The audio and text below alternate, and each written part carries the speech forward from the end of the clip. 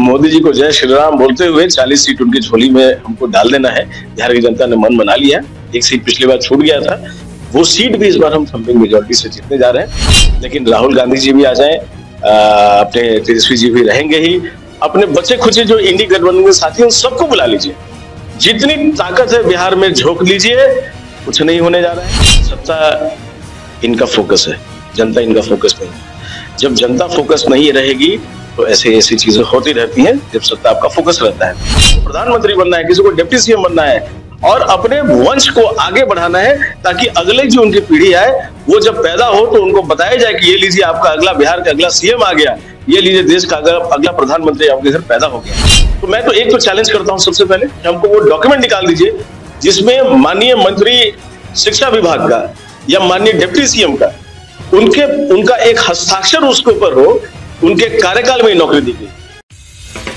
आप देख रहे हैं बिहार 24 न्यूज। देश में लोकसभा चुनाव की शुरुआत तेज हो गई है। ऐसे में सभी पार्टियां अपनी रणनीति के साथ मैदान में उतर चुकी है। अगर देश की बात करें तो देश के कई राज्य ऐसे हैं जिस पर सभी की नजर होती है, इसमें हमारा बिहार भी शामिल है। तो आज इन्हीं बिहार की राजनीति को लेकर हम चर्चा करेंगे। हमारे साथ है बीजेपी के प्रदेश मंत्री श्री विक्रम नारायण सिंह मौजूद है। हम जानेंगे इस बार लोकसभा चुनाव को लेकर क्या तैयारियां हैं और क्या रणनीतियां होगी। सबसे पहले आपका स्वागत हमारी बिहार 24 न्यूज में। बहुत बहुत धन्यवाद आपके व्यूअर्स का, और आपका आभार और सबकी शुभकामनाएं, सबका स्वागत। देखा पूरे देश में लोकसभा चुनाव की शुरुआत तेज हो गई है, बिहार में भी काफी चर्चा होने शुरू हो गई है। ऐसे में इस बार बीजेपी की रणनीति क्या होगी? बीजेपी की रणनीति राष्ट्र नीति होती है। बीजेपी की रणनीति गरीबों की नीति होती है। बीजेपी की रणनीति युवाओं की रणनीति है। बीजेपी की रणनीति विकास की रणनीति होती है। तो लोगों में आज सुगबुगाहट है, अलग अलग अलायंस बना रहे हैं, अलग अलग रैलीज कर रहे हैं। भारतीय जनता पार्टी को आप देखिएगा तो 2014 में जब इस देश के एक प्रधान सेवक को, एक गरीब के बेटे को जब प्रधानमंत्री बनाया, प्रधान सेवक बनाया उन्होंने, तो 2014 से लेके अभी 24 हमारा आ गया है। हम हर दिन देश की जनता के लिए काम करते हैं और उसके लिए हमको नई रणनीति बनाने के लिए चुनाव की हमको जरूरत नहीं पड़ती। आज मोदी जी हर गरीब के, हर युवा के, हर किसान के दिलों में बसे हुए हैं, हर महिला के दिल में बसे हुए हैं, जिसको उन्होंने लाभ पहुंचाया है, जिसको वो परिवारजन कहते हैं। तो अपने परिवारजनों में रणनीति बनाने की जरूरत नहीं पड़ती है, हमको सिर्फ पहुंचना है उन तक। चुनाव एक फिनोमिना है जो हर एक 5 साल में आता है। जनता ने अपना मूड बना लिया है, अब कहीं कोई चिंता की बात नहीं है, चुनाव हम जीतने जा रहे हैं। विपक्षी पार्टियां कहती हैं कि बीजेपी अक्सर जाति धर्म को लेकर, मंदिर मस्जिद को लेकर चुनाव का मुद्दा बनाती है। तो क्या इस पर भी कुछ इस तरह देखने को मिलेगा? क्योंकि अभी अयोध्या का मामला सामने आया है तो विपक्षी पार्टियां कर रही हैं कि ये बीजेपी का फंडा है। विपक्ष को भी मुद्दा बनाना चाहिए, विपक्ष को आके बोलना चाहिए। अभी आपका लोकसभा चल रहा था, विधानसभा भी चल रहा है, उनको मुद्दा बनाना चाहिए कि बीजेपी में करप्शन है, बीजेपी के मंत्रियों में इतने लोग करप्ट हैं। बताइए मुद्दा, प्रूफ कीजिए, कोर्ट जाइए। लेकिन जब कोई करप्ट है ही नहीं तो आप कैसे करप्शन का चार्ज लगाएंगे? जब आप कहेंगे कि विकास नहीं हो रहा है, आप मुद्दा बनाइए कि हमारे विकास की गति रुक गई है। आप मुद्दा बनाइए, किसने रोका है आपको? आप विधानसभा में, आप लोकसभा में आप चर्चा कीजिए इसके ऊपर। लेकिन आपको भी पता है, आपकी अंतरात्मा जान रही है कि विकास इस देश में जितना हुआ है वो अप्रत्याशित हुआ है 2014 से लेकर 2024 के बीच में। राम मंदिर एक सांस्कृतिक राष्ट्रवाद जो बीजेपी की विचारधारा रही है, भारतीय जनता पार्टी की विचारधारा रही है और हमारे मैनिफेस्टो में रहा है। नया तो कुछ नहीं है हमारा। तो ये आप मैनिफेस्टो 20 साल पहले का भी उठाकर देखेंगे तो धारा 370 और राम मंदिर उसमें रहेगा। विपक्षी पार्टी अक्सर ये बेरोजगारी का मुद्दा लेकर सामने आती है, तो क्या इस पर कुछ विचार बना है क्या? असल में सबसे बड़ा दिक्कत है क्या ना कि जो विपक्षी पार्टी और जो तथाकथित इंडी गठबंधन जो था उनका तो धराशायी हो गया। तो रोजगार की दिक्कत अभी सबसे ज्यादा उनको है। असल में सब उसमें परिवारवाद के लोग हैं और सब अभी बेकार बैठे हुए हैं, बेरोजगार बैठे हुए हैं, स्ट्रगल कर रहे हैं कि कैसे करके हम अपने रोजगार में आए, किसी स्टेट का सीएम बन जाए, किसी स्टेट के डिप्टी सीएम बन जाए, उसमें उनका स्ट्रगल चालू है। तो बेसिकली परेशानी उनको अपने लिए है, दूसरे के लिए नहीं है। अब सरकारी नौकरी ही रोजगार नहीं होती है। हम जिस तरीके से स्वरोजगार की तरफ बढ़ रहे हैं उस एस्पेक्ट को ये लोग देख नहीं पा रहे हैं। अगर हम फास्टेस्ट ग्रोइंग इकोनॉमी है, 6.3 का हमारा भी ग्रोथ रेट है जो ईयर ऑन ईयर बढ़ते चला जा रहा है, तो इकोनॉमी तभी बढ़ती है जब आपका पर कैपिटा और पर व्यक्ति पर पर्सन इनकम आपका बढ़ता है, तो इनकम कैसे बढ़ रहा है जब देश में बेरोजगारी बढ़ रही है? अगर हम बिहार की बात कर ले तो पिछली बार 39 सीट रहा, 39 सीट रहा है और इस बार लक्ष्य 40 का, तो वो कैसे पूरा करें? क्या वो 40 पूरा करेंगे, क्या उसमें भी कमी आएगी? लक्ष्य हमारा नहीं, लक्ष्य जनता का है कि इस बार मोदी जी जब बिहार आएंगे तो मोदी जी को जय श्री राम बोलते हुए 40 सीट उनकी झोली में हमको डाल देना है। बिहार की जनता ने मन बना लिया है। एक सीट पिछली बार छूट गया था, वो सीट भी इस बार हम थंपिंग मेजोरिटी से जीतने जा रहे हैं। मोदी ने भी कहा कि इस बार जो हमने जो कार्य किया, खासकर कश्मीर में 370 हटाया, तो यहाँ की जनता हमें 370 के पार पहुंचाएगी। ये हमारे बौद्धिक पूर्वज आदरणीय डॉक्टर श्यामा प्रसाद मुखर्जी जी को, ये हमारे प्रधानमंत्री जी के और हम सारे कार्यकर्ताओं की श्रद्धांजलि होगी। 370 राम मंदिर की तरह हमारे एजेंडे में था और इस देश को एक करने के लिए श्यामा डॉक्टर साहब ने अपनी बलिदान अपना शहादत दी है और भारतीय जनता पार्टी के एक एक कार्यकर्ताओं में जो भाव है डॉक्टर साहब को लेके, वो 370 के नीचे तो कहीं जाने वाला नहीं। तो 370 धारा हटी भी और हमारा तो नारा था, जहां हुए बलिदान मुखर्जी वो कश्मीर हमारा है। तो आज वो कश्मीर भी हमारा है। तो एक अखंड राष्ट्र का, एक संपूर्ण भारत का सपना जो भारतवासी संयोग के रखे हुए थे, वो हमारा सपना पूरा हो गया है। तो अपनी श्रद्धांजलि हम उनको 370 कम से कम सीट ला के देंगे, क्योंकि बिहार इस चुनाव में अहम भूमिका निभाता है। सबकी नजर बिहार पर भी होती है। इधर तेजस्वी यादव भी दावा कर रहे हैं कि हम 40 सीट लेकर आएंगे, तो उनके पास क्या मुद्दा होगा कि 40 सीट लेकर आएंगे? कोई मुद्दा नहीं है। अभी तो आप देख ही रहे हैं कि उनको कोर्ट के कितने चक्कर लग रहे हैं। तो उन्होंने कभी जनता के लिए कुछ किया नहीं। जब किया नहीं तो नया क्या करेंगे? अभी सत्ता में थे, आजकल रैली भी मैं देख रहा हूं उनको। तो जब तक सत्ता में नहीं है, जब तक रोजगार में थे, तब तक तो ऑफिस में बैठे हुए थे, लोगों से मिलना मुश्किल था। अब बेरोजगार फिर से हो गए हैं तो अब तरह तरह की बातें करेंगे।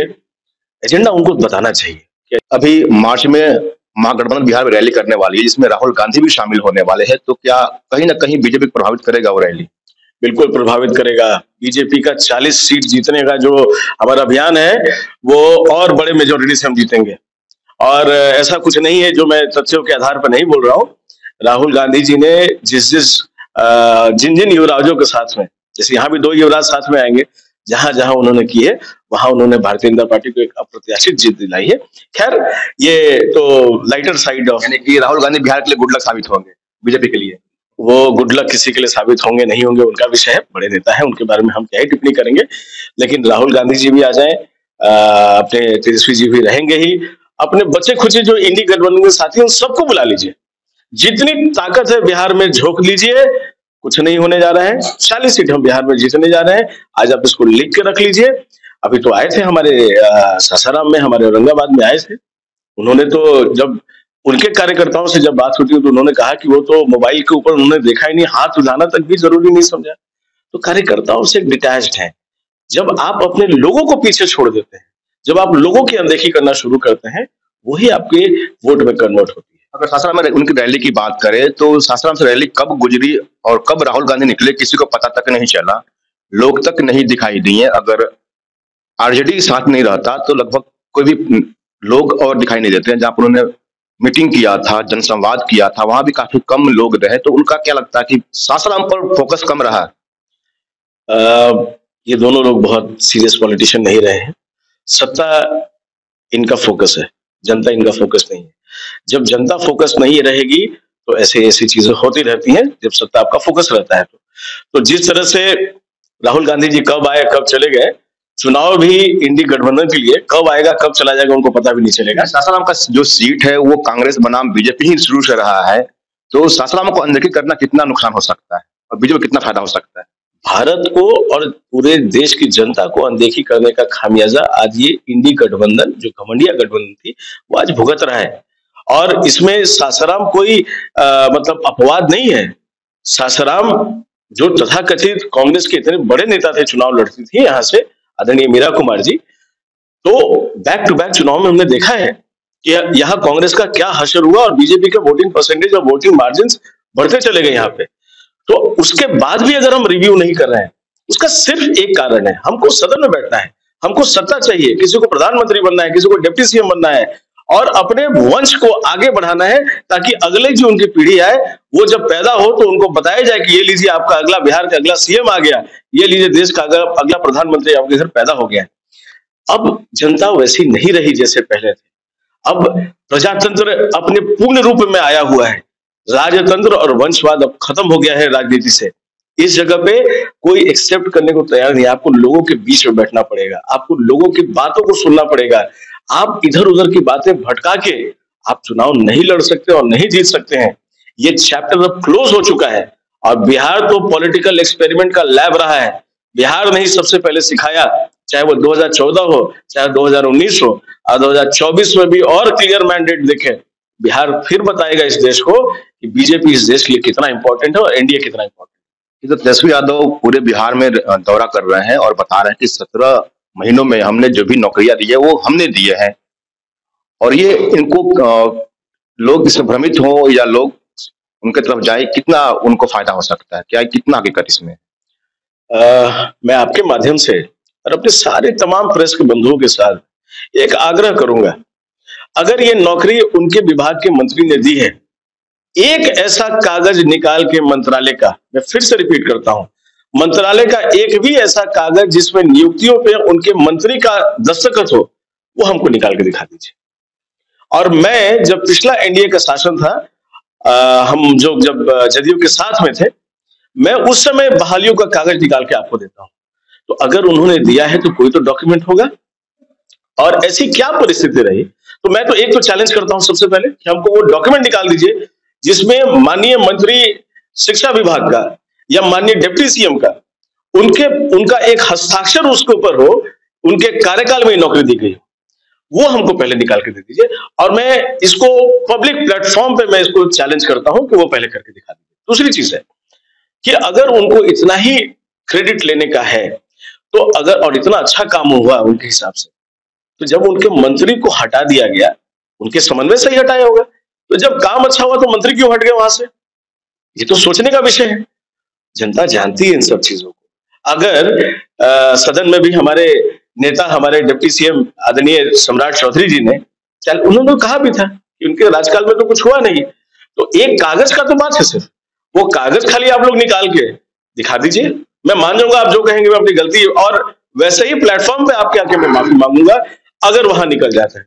ऐसा कोई कहीं ना कहीं वो लोगों के बीच में भ्रम पैदा करना चाहते हैं। कितनी नौकरियां, जब लगभग 40 साल राज किया उन लोगों ने, 40 साल उन्होंने राज किया, चाहे आदरणीय लालू जी हो, चाहे आदरणीय राबड़ी देवी जी हो, फिर ये भी रहे अपने सत्ता में, कितनी नौकरियां उन्होंने दी है। क्या नौकरी का विजन दिखता था? अभी केस क्या चल रहा है? लैंड फॉर जॉब, आप जमीन लेकर नौकरी देते थे और आज अचानक ही हृदय परिवर्तन हो गया कि आपने जॉब दे दिया है। एक जॉब का क्रिएशन आप नहीं कर सकते हैं। जब जंगल राज आता है तो हमको तो लगता है कि एक बार जैसे कश्मीर फाइल्स बना, एक बार लालू जी के टेन्योर का जंगल राज फाइल्स जरूर बनना चाहिए।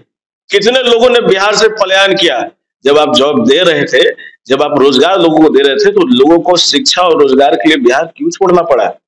इसका भी तो जवाब देना पड़ेगा ना। तो जंगल राज 2 और जंगल राज 2.1 जो बना यहाँ पे, उसमें आप कह रहे हैं कि गुगाड़ सुनाई नहीं दी होगी कि जो बहाली हुई है उसमें पैसा का लेन देन हुआ है। बाकी तो अभी विभागों पे अभी जांच की कार्रवाई शुरू हो गई है। अभी उसमें से कितने जिन निकलने वाले हैं उसकी चिंता तो खैर हम लोग बाद में करेंगे, लेकिन आज अगर एक भी नौकरी में एक चवन्नी किसी को पैसा नहीं मिला, ये उसकी बात कर रहा हूं, जो उनकी बात कर रहा हूं, जो क्रेडिट आज ले रहे हैं। आज अगर जिनके ऊपर लैंड फॉर जॉब का मुकदमा चल रहा है, ध्यान रखना है हम लोग को इस बात पे, सजा भी हो गई है, उस केस में अगर उन्होंने कहा कि नौकरी दिया है तो एक कागज सिर्फ दिखा दें जिसमें उनके माननीय मंत्री का एक हस्ताक्षर हो कि उनके आदेश से ये सब हुआ है।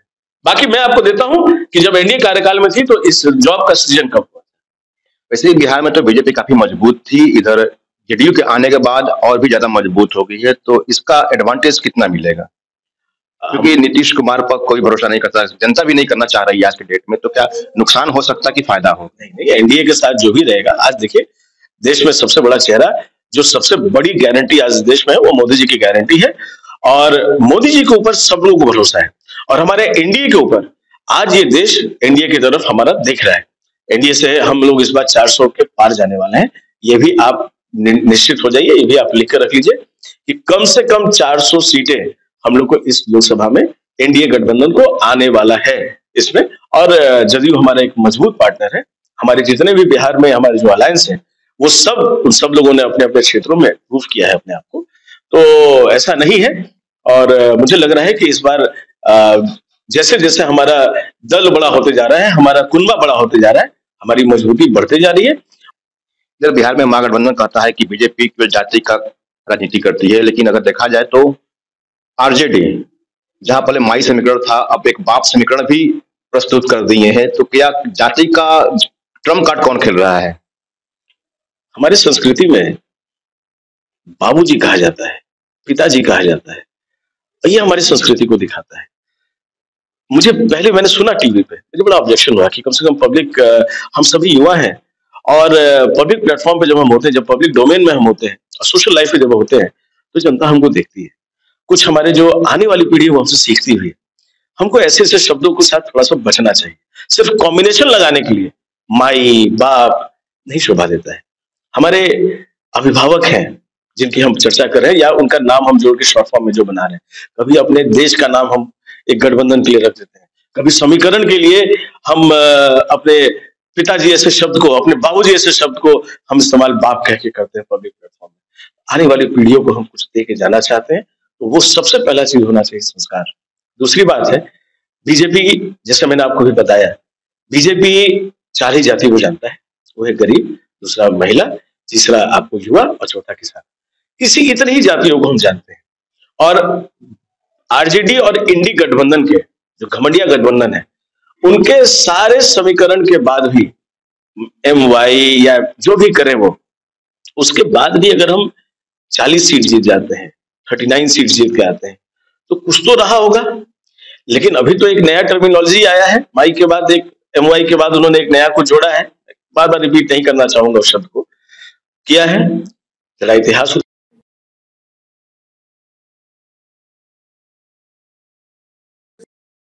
बहुत सारी चीजें आएंगी, बहुत सारी चीजें जाएंगी, विकास की बात कोई नहीं कर रहा है। एक आखिरी सवाल लेना चाहेंगे आपसे। केंद्र सरकार तो सभी को सुविधाएं देती है, सभी के लिए योजनाएं बनती हैं, इसमें एक अल्पसंख्यक भी है हमारा, लेकिन अल्पसंख्यकों का जो विश्वास है वो बीजेपी तक नहीं जीत पाया है। नहीं जीत पाया ऐसी बात नहीं है। हमारे साथ आप देखेंगे 14 का चुनाव या 19 के चुनाव के आंकड़ों को उठा के आप देखेंगे तो मोदी जी में वैसी भी निष्ठा है। और आपने भी देखा होगा जिस तरह से प्रधानमंत्री जी अभी यूएई गए, वहां पर विश्व का सबसे बड़ा मंदिर बना, और मतलब वहां का सबसे बड़ा मंदिर बना, और जो सर्वोच्च अवार्ड उनको दिया गया और जो मान सम्मान दिया गया, तो ये मैसेज लाउड एंड क्लियर है। आज आयुष्मान कार्ड अगर किसी के घर में 5 लाख रुपया हर साल का उनके इलाज के लिए वो ये करता है, सुनिश्चित करता है, तो वो घर और जात और मजहब देख के नहीं कर रहा है, वो गरीब, युवा, किसान और महिला देख के, किसको आकांक्षी, किसको जरूरत है उसको देख के कर रहा है। जब लोगों ने मोदी जी के साफ हृदय को देख लिया, और ऐसा नहीं है कि इनको किसी एक वर्ग को, किसी एक समाज को मोदी से एलर्जी है, नीचे लोगों ने आज तक यही एमवाई और जो नया बीएए जो भी उन्होंने बनाया है ये समीकरण, इन लोगों ने नीचे जाके प्रधानमंत्री जी के खिलाफ लोगों में ऐसी मंशा डाली है। आज देखिए रामलला का एक भव्य मंदिर बनकर अयोध्या में खड़ा हो गया। यही लोग थे जो बोलते थे कि अगर सुप्रीम कोर्ट ने ऑर्डर कर दिया तो देश में खून की नदियां बह जाएंगी, एक कंकड़ भी नहीं चला। यही लोग थे जो बोलते थे 370 अगर देश से हट जाएगा तो उस समय पूरा कश्मीर में आग लग जाएगा, रोड पे खून की नदियां बहेंगी। आज कश्मीर ने खुले मन से हाथ को खोल के इस देश का स्वागत किया, इस प्रधानमंत्री का, इस सरकार के आदेश का जो हम लोगों ने विचार किया इस पे, उसका स्वागत किया है। तो आडंबर फैला के वो डिवाइड एंड रूल जो था ना अंग्रेजों का, ये डिवाइड एंड रूल आज तक इस घमंडिया गठबंधन का ट्रेडमार्क रहा है। लोगों को फुसलाना, लोगों को बहलाना, लोगों को डराना, ये उनका ट्रेडमार्क रहा है। देखिए आज एक तरफ जहां पे हमारा रामलला का मंदिर इतना भव्य बना, वहीं दूसरी तरफ हमारा एक बड़ा मस्जिद भी बन रहा है, जो कोर्ट का ऑर्डर था, वो भव्य मंदिर बन रहा है। वहां centre of excellence for studies मस्जिद में अपना तैयारी चल रही है उसकी। अभी मैं एक दिन देख रहा था टीवी पर, उसका भी एक रिव्यू आ रहा था, मुझे देख के बहुत गर्व, जो गंगा जमुना तहजीबी की हम बात करते हैं, तहजीब की जो बात करते हैं, भारत में देखने को अभी मिला है। पहले तो डरा के धमका के कि आप अगर मोदी आएगा तो तुम बर्बाद। कहाँ कोई हुआ? कितने दंगे हुए देश में मोदी जी के आने के बाद? कहाँ आज कोई अपने आप को पिछड़ा और छूटा हुआ मानता है? जो अनाज, जो कोविड के बाद जो काम लोग नहीं कर पा रहे थे, उनके घर जब अनाज पहुंचना शुरू हुआ तो उसमें ऐसा नहीं था कि हिंदू के घर पहुंचा, मुसलमानों के घर नहीं पहुंचा, हमारे सिख भाइयों के घर नहीं पहुंचा, सबके घर पहुंचा है। तो आज तो मुझे लगता है सबसे बड़ा धर्म है आपकी रोटी, और सबसे बड़ा आपका जाति जो होना चाहिए वो आपको रोजगार और आपका विकास होना चाहिए। तो आज इस देश में वो समझ लिया है। अब बिहार तो 40 और देश में एनडीए 400 के पार जाने वाला है। आप हमारे चैनल के साथ जुड़े इसके लिए बहुत बहुत धन्यवाद। तो अभी आपने देखा हमारे साथ बीजेपी के बिहार प्रदेश मंत्री त्रिविक्रम राय जुड़े हुए थे। उन्होंने कहा कि बिहार तो 40 और देश में 400 के पार हम जाएंगे। इसी के साथ बने रहिए हमारे साथ। रमेश मेहता।